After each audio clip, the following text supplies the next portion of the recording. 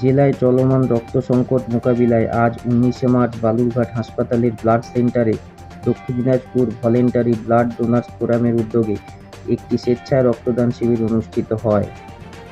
শিবিরের উদ্বোধন করেন ফোরামের সাধারণ সম্পাদক সুশান্ত কুণ্ডু। এদিনের শিবিরে 2 জন মহিলা সহ মোট 18 জন রক্তদান করেন, যার মধ্যে 8 জন প্রথমবার রক্তদান করেন। ফোরামে উপস্থিত সকলেই শিবিরের সফল আয়োজনের প্রশংসা করেন এবং এমন উদ্যোগের ধারাবাহিকতা বজায় রাখার প্রয়োজনীয়তার কথা তুলে ধরেন। অরুণাভ দত্তের রিপোর্ট, বালুরঘাট। আপনার নতুন হিসাবে আপনি আর সব মানুষকে এগিয়ে আসার জন্য কি বলবেন? আমার মনে হয় সবার এরকমভাবে এগিয়ে আসা উচিত, যেহেতু জেলা হাসপাতালে রক্ত নেই, তো সেখানে সবাইকে এগিয়ে এসে সময় মতো রক্তদান করা উচিত। অবশ্যই নিজের খেয়াল রেখে, তাহলে বিপদে যারা পড়বে তাদের উপকার হবে। আপনার নাম? প্রিয়ঞ্জিত দেব। মানুষের প্রাণ বাঁচাবার জন্য আজ 18ই মার্চ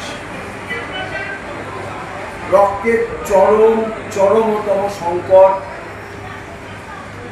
এই বালুরঘাট ব্লাড সেন্টারে।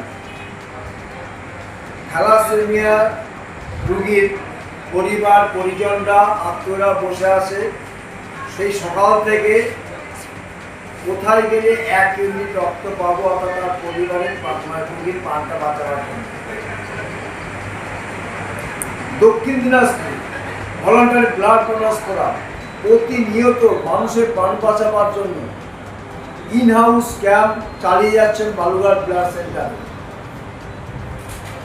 সেইখানে দাঁড়িয়ে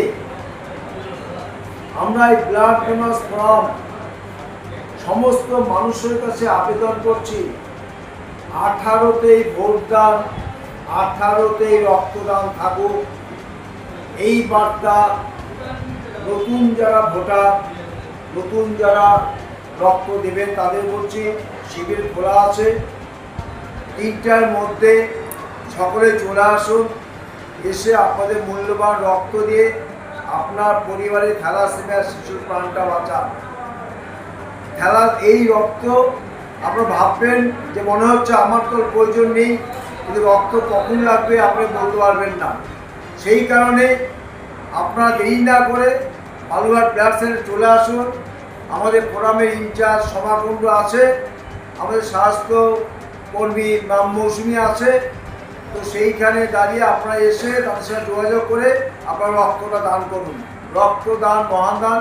আজকে আমাদের মোটামুটি 20 জন টার্গেট আছে রক্ত দেবেন, তো সেই জন্য আপনাদের বলছি আপনারা বিলম্ব না করে সবাই চলে আসুন, এসে আপনাদের মূল্যবান রক্ত আপনারা দান করুন। সবাই ভালো থাকবেন, সুস্থ থাকবেন। নমস্কার।